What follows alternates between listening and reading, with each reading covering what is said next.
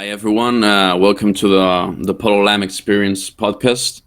Today we have a very special guest and also our first guest in our show. We have a young entrepreneur, founder of the Deseo VR company, and also founder of the same show, Polo Lam. How are you, Polo? Nice I'm to meet you. great. I'm great. Thank you, Ramon. Thank you very much for introducing myself, onto my own podcast. It's very special because I want my guests, my future guests, to know exactly how this podcast will be for entrepreneurs and for education leaders as well. So then they will be more comfortable when they come on and they know exactly what to expect when it comes to doing the podcast with us, right? So yeah, that's why we're here today. Yeah, I'm glad this will be used as an example for future guests then. Okay, so I wanted to ask you to start with you telling us a little about your beginnings and how you came up with the idea of founding Deseo VR, your company. Definitely. Was there any specific moment where you felt inspired to take action? 100%, 100%. So back when I was in the UK, so right now I'm living in Tenerife, but during almost on my childhood until graduation from university, I was in the UK and I was at University of Kent.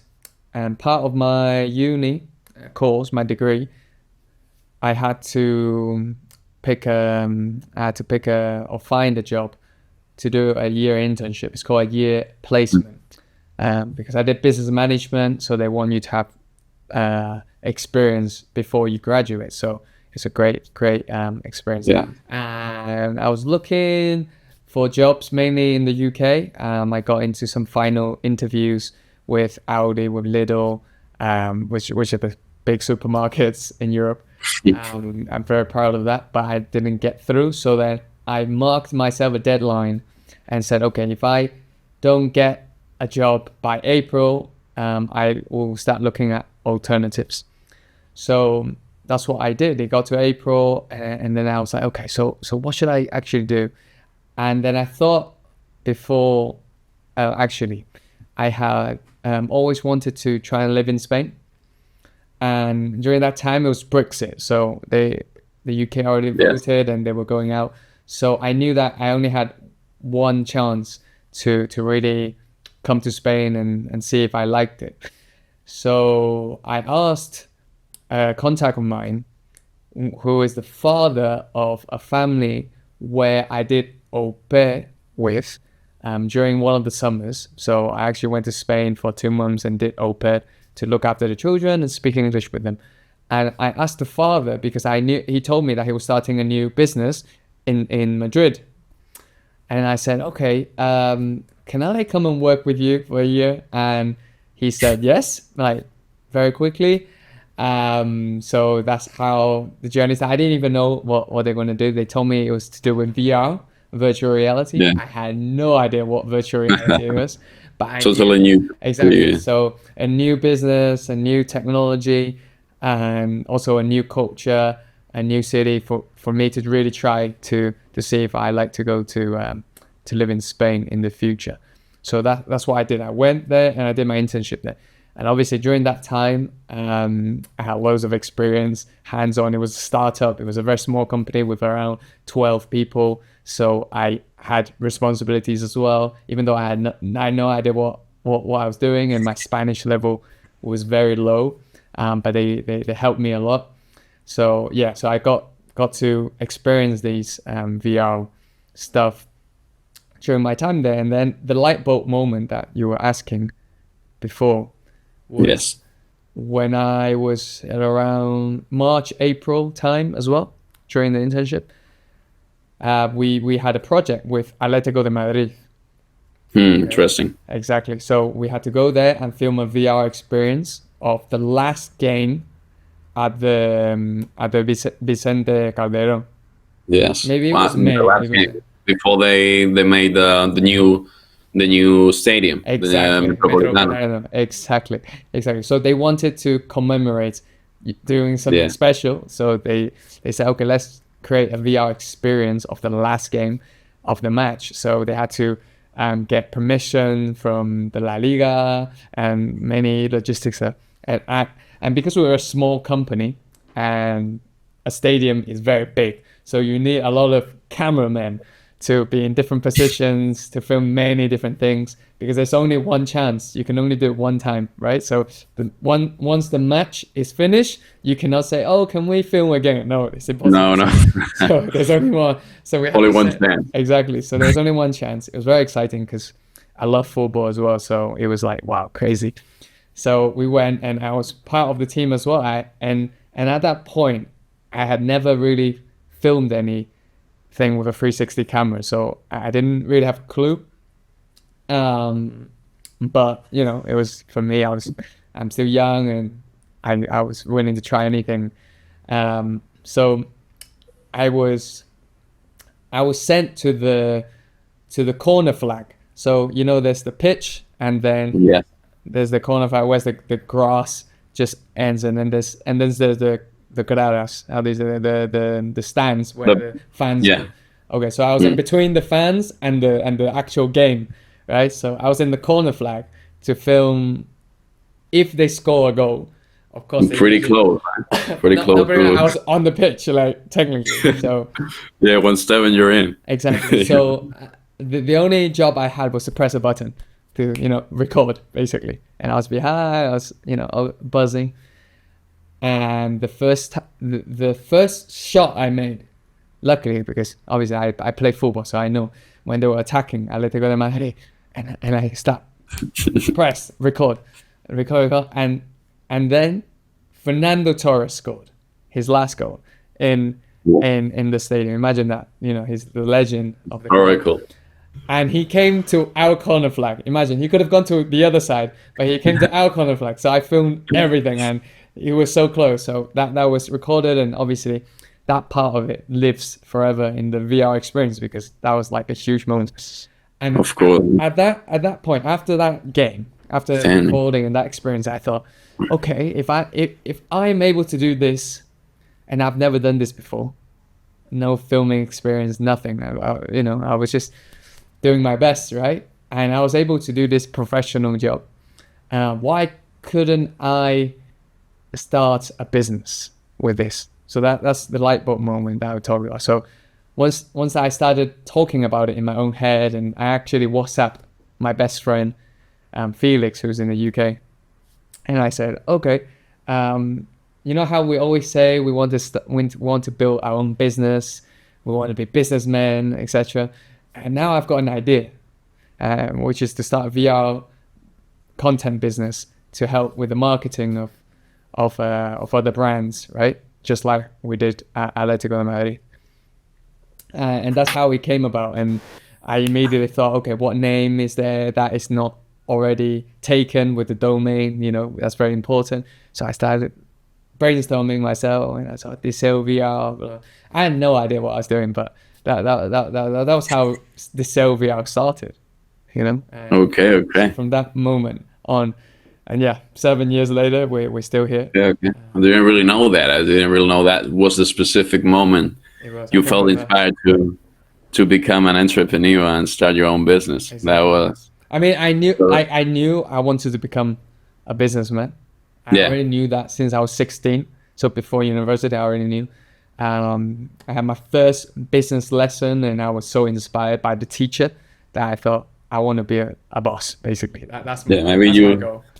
Yeah, you had maybe the knowledge, but you didn't have you didn't know in what to invest your knowledge in business. Exactly. I didn't know how to apply. Didn't know what to start with. Exactly. My original idea was to work for someone else and then gain some experience and then maybe start a business, which is the typical way of thinking when you study business and management. But then but I got inspired. For a person with an ambition, exactly. With a person with ambition, that's pretty low standard. For example, yeah. There you go.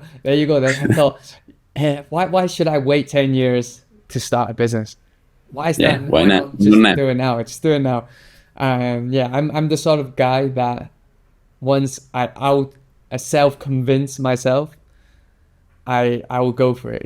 I jump into the deep end of the swimming pool and I just start swimming and struggling, and to try and get to the shore. That's Yeah, the yeah, sort of yeah. person I am.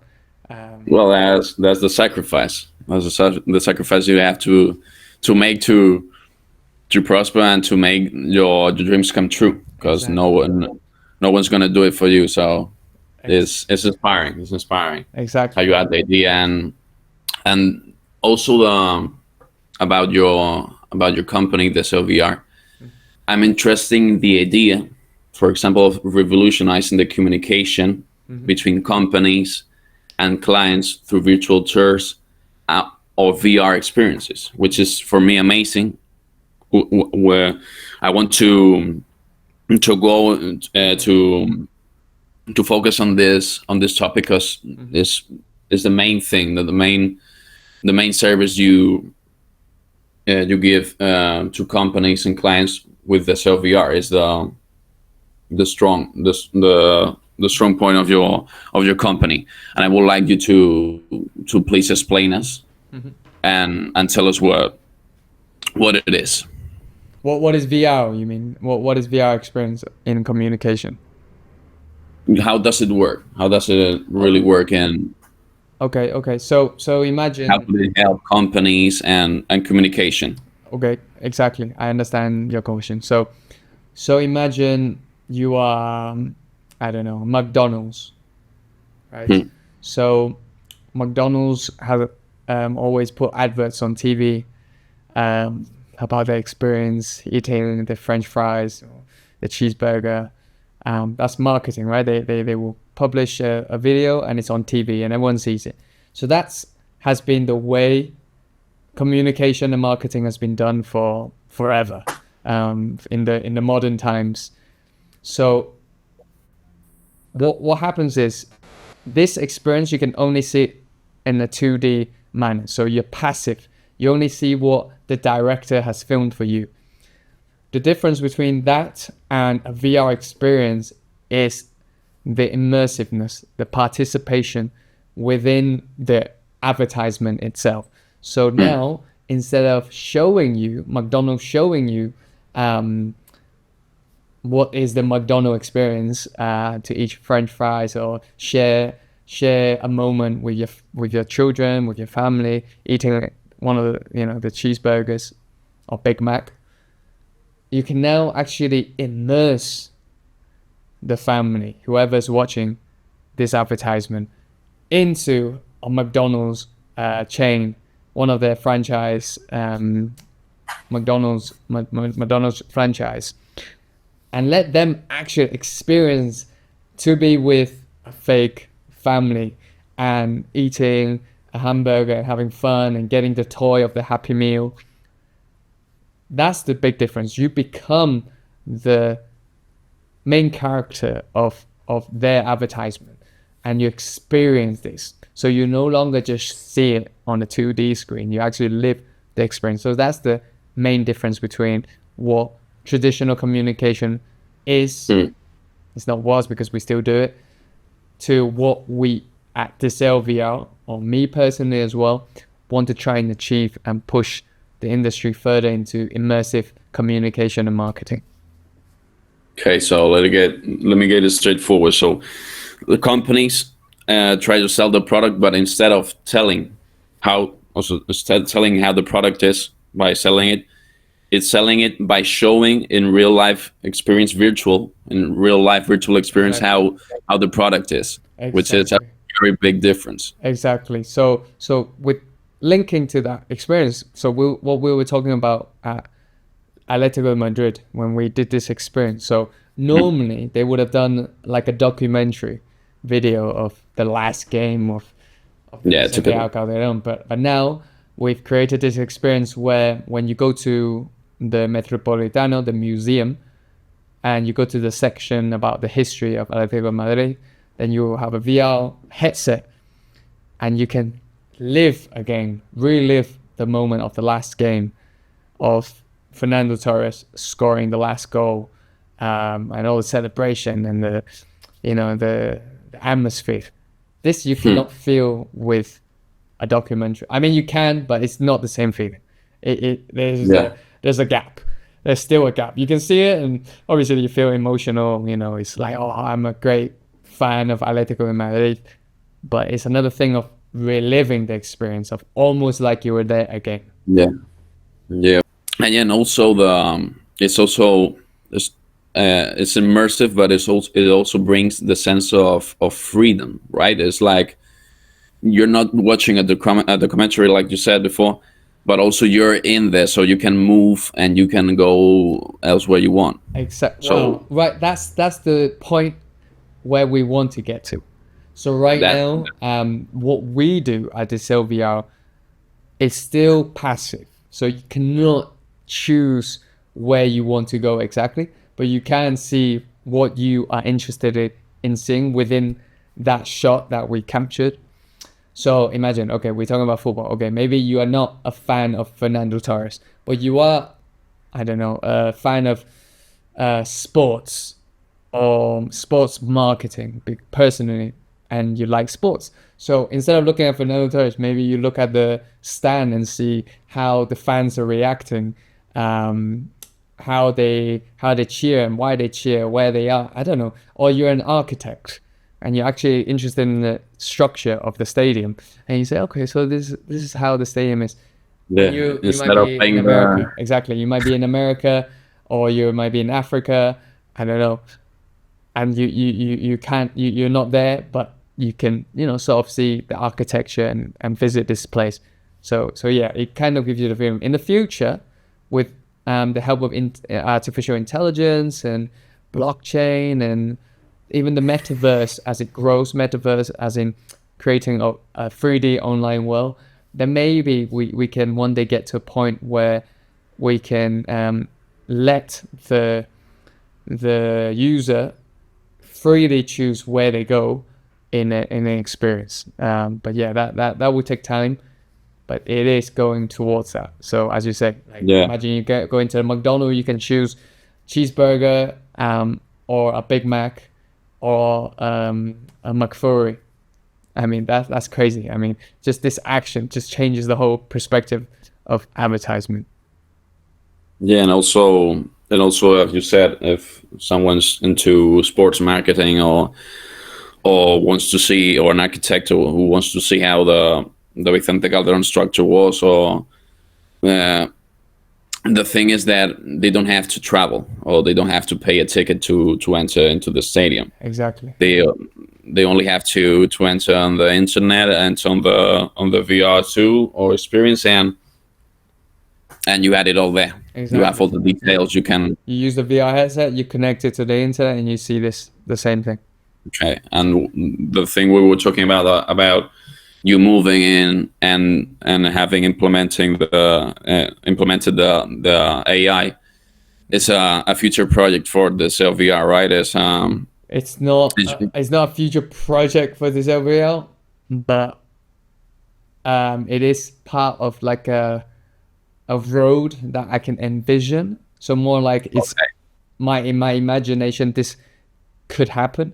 It should happen because it's already happening in different little things like ChatGPT, chatbots, and GPTs that you can integrate to someone's website. So if you can do that for the website, you can easily in the future integrate this into the VR experiences or the virtual tools that we do.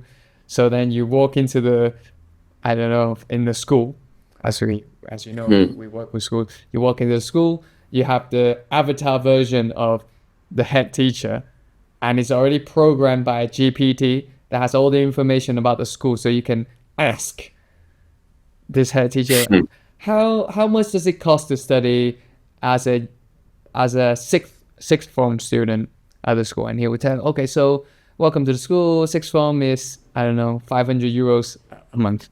So this is the future of advertisement. It's no longer, we have to do 10 videos. No. We have a bot that looks like you, and it can play a million for you. Exactly. Millions invested in publicity, or thousands of hundreds of designers.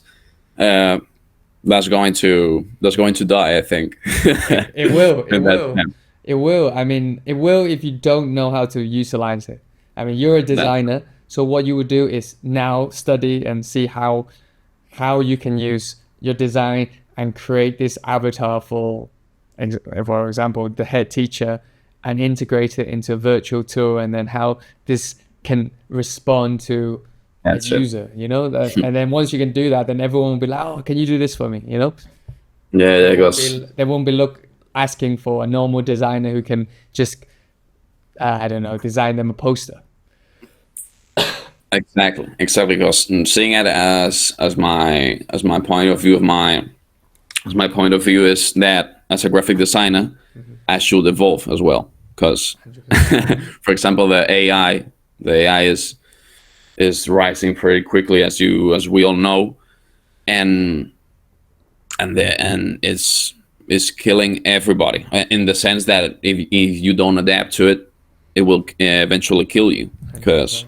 you need to adapt to the new necessities of society and the sector itself. So it's important we keep on Evolving. moving. That's Exactly. it, and Exactly. evolving. Yeah. You see, this is why I love entrepreneurship as well. This is why I advocate for it on this podcast, on my LinkedIn, on my Instagram, even when I meet people, new people with my friends, I always talk about how important it is, because entrepreneurship is the only way where you will start thinking how I can make something better.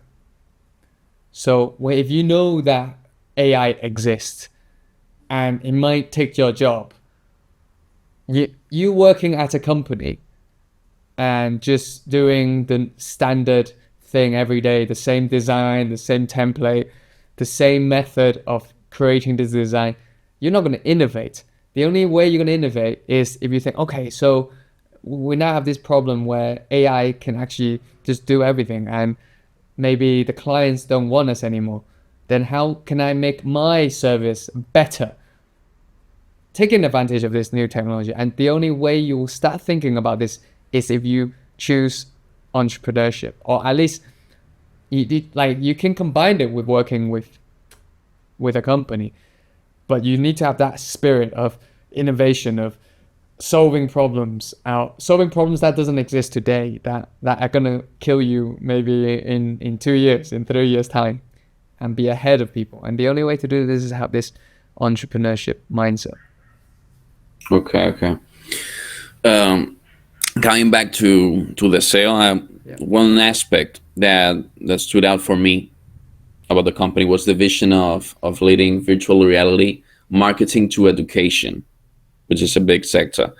Could you share with us more about the mission and objectives of the company, and how do you expect to aspire in the education sector itself? 100%, 100%. So I think we talked a lot about how I got inspired, Yeah. and how I believe that my journey in me studying in the education system has created Polo of today. So I believe from the moment that I chose the route of entrepreneurship or creating business, I knew I wanted to change the world in a big way and impact society. So as first of all, when I started Deseo VR, I had no clue what I was doing with it. I just knew that this technology was great for communication and marketing, but I didn't know where to apply this. Right now, we know 7 years onwards that this can be applied to every single sector, almost every single sector. But why education? Because education is the root of how to improve the next generation, how to help the next generation solve problems that we have, and we're going to have more problems in the world. So if I can contribute, even as a small bit, like I'm not going to be Elon Musk tomorrow, who's going to build a rocket into space. But if I can just put my contribution using Deseo VR, why not start with education? It doesn't even have to be the teaching itself. So I figured this out. I know that VR can be used for teaching, but this is not our core capabilities. But I believe as long as I can contribute to this industry, then I can improve the sector, the education sector a little bit, which is the communication. I believe that they have been using the same methods of communication for too many years. They're using the same videos, the same way of just chatting to you, of saying how our school is the best. And some clients tell me that every single school says that. I mean, how do you as a family, as a parent, choose a school when you don't know whether they are the best or not? So using VR, our mission is to help the school really transmit this information to the families. How? Well, let them live your experience. Even if it's just a trailer, a 1 minute, 2 minute experience of being on a school trip, or one of your school trip when you go to Switzerland, or when you go to New York, or when you go to Australia, and to let the parents see that, okay, wow, this is very well organized. You can see that the student really enjoys it. They learn these little things that just me telling you that, yeah, we go to Switzerland, we have a great time, we can show you some videos, some photos. It's not the same as, hey, would you like to live this experience that we had last year with our sixth formers or with our year 9 students when we went on the trip? So that's why I chose this sector, because I feel like I can really make a contribution. Now in the future, maybe with education as well in itself, but right now I'm very focused on the communication side of things. Mm-hmm. Well, it's very interesting there, and also it's a very ethical reason to start with in the education sector, as you well said. You want to contribute and help those new generations become what we need to have in the future, as because they're going to be the next generation who's going to rule the world. So we need prepare people for it. And VR is I think it's a step. It's a first step to change all the system, because the system, as you also said, is very, very old. Very is very stuck in the past. 100%. It's very old. No. They're still using the same way they were teaching 200 years ago. I mean, not only in the way they're promoting itself, but in the way they teach.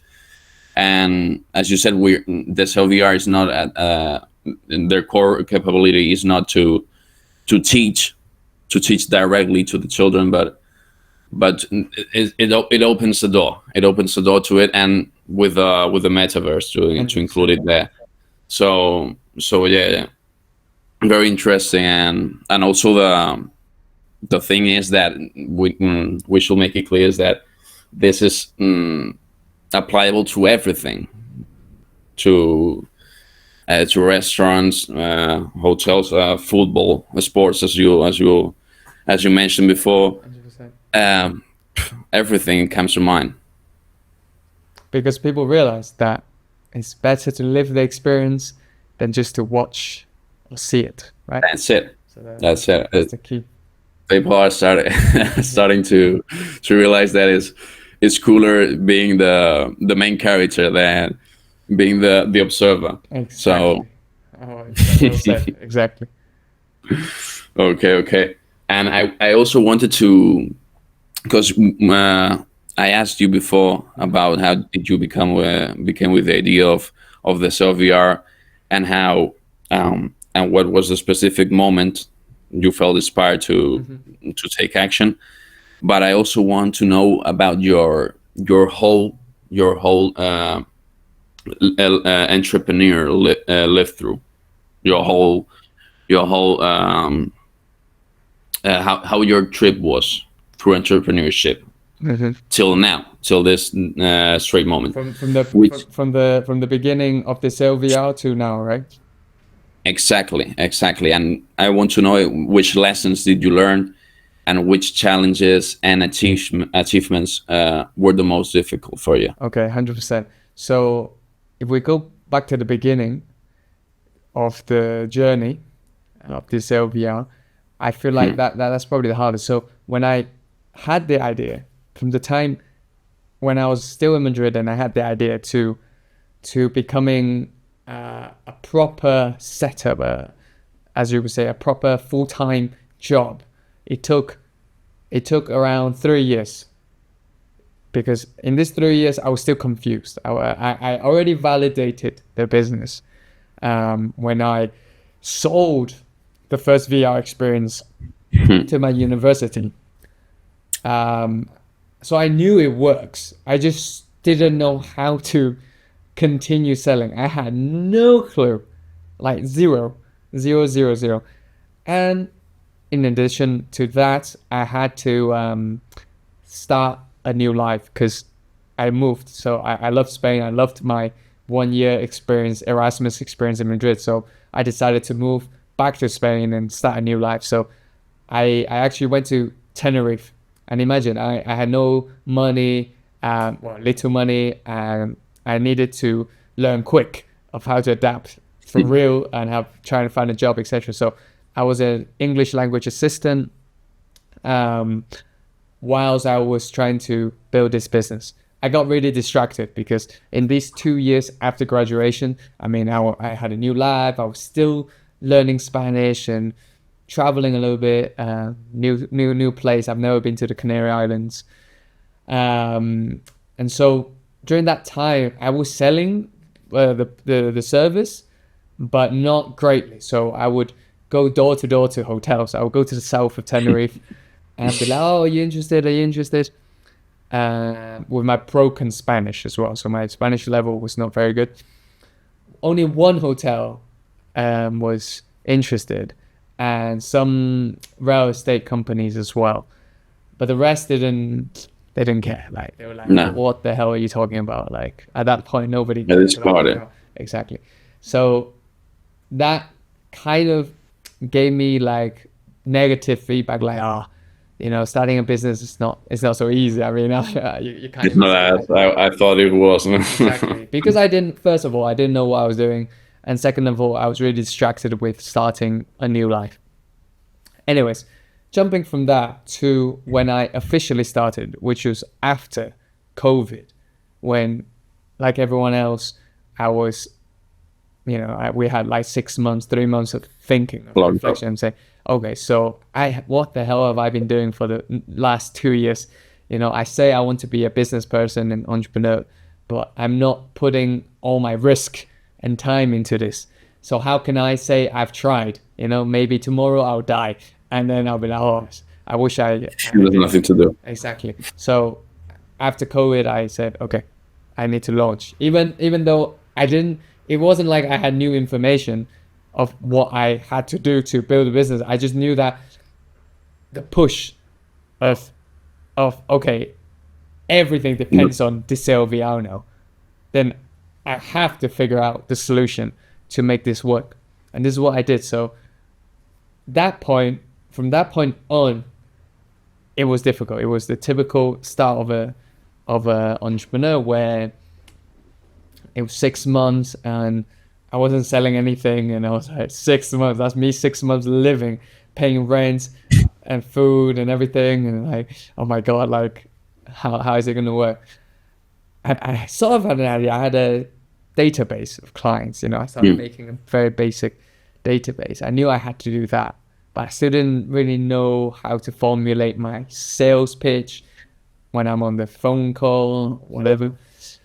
Until you weren't a salesman. No, you weren't a salesman.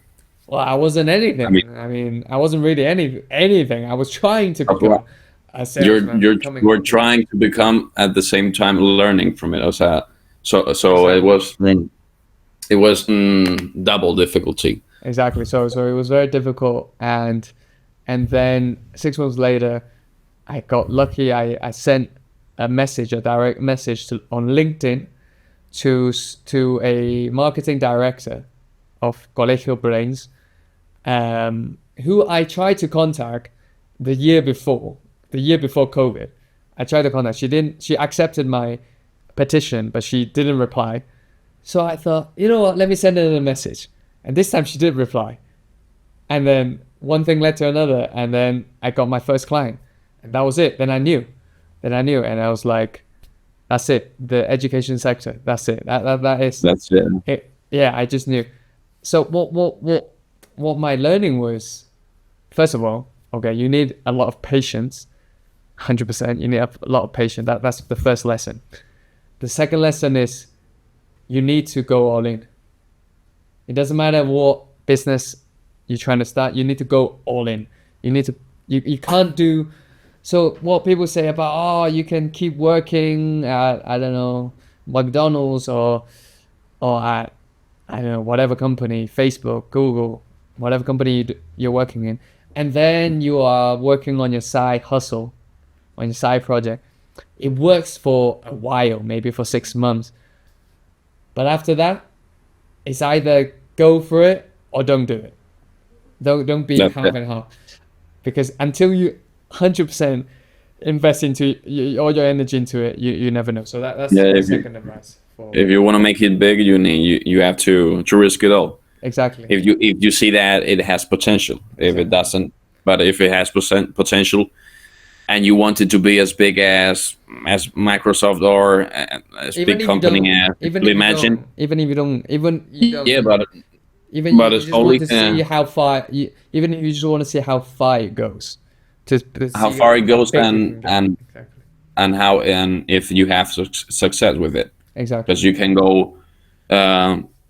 go far or even further. Exactly. Further than you thought.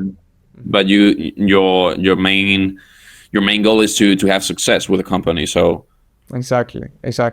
So yeah, so those are the two biggest learnings: to have patience and to go all in. That was the beginning of the journey.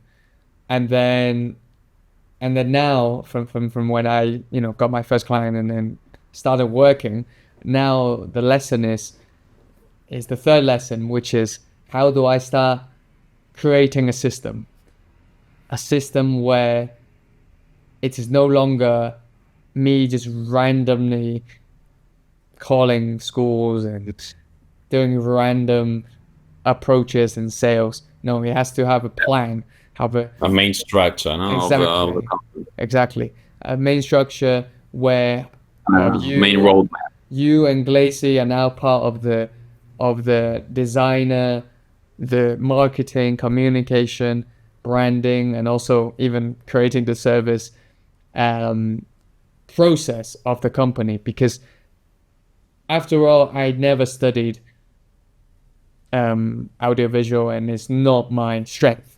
That's not my strength. That's something that I had to learn to be able to create a business. But it's not something that I'm 100% interested in and strongest in, right? So you need to start delegating these jobs to people who are more capable than you and can take this even further than you, and then you can concentrate on, for example, right now, my main goal is to build more relationships, create communities using this podcast as a channel, and really trying to get the words out there.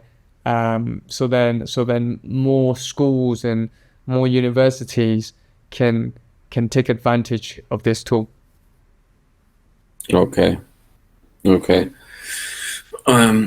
To conclude, Polo, Yep. after all this interesting conversation we had on, and you taught us a lot of about entrepreneurship, about the company, about VR, which is a new thing for many people. I would like to conclude if you could tell us what is the long-term vision of Deseo, and what do you expect of the evolution of virtual reality in the business and also in the education sector, 100%. which is the main focus now. Exactly. So the long-term vision for Deseo VR is definitely to become the number one VR marketing agencies for the education sector in the world. So that's the vision. The vision for the technology, I am seeing that more schools will definitely start incorporating VR into the education system itself and as a communication tool. So whether we talked about the AI integration, this can be applied to marketing and to education itself. And then you combine VR and AR as well. That's going to help the evolution of the technology itself. And then you have, of course, the blockchain, which I know that there are some companies out there that's trying to create a metaverse based on a blockchain economy, so that you can start verifying, for example, certificates of your school. Yeah, digital certificates. Exactly, verifiable, and you can use this if you go to Latin America or you go to Hong Kong or you go to Japan. You can say, okay, this is a real certificate, and you don't have to have this crazy verification of this, things like that, and create a metaverse where schools will exist hybrid. They will exist online and offline, and they will use VR to obviously move around and actually be immersed in this new education system. So that's how I see the future.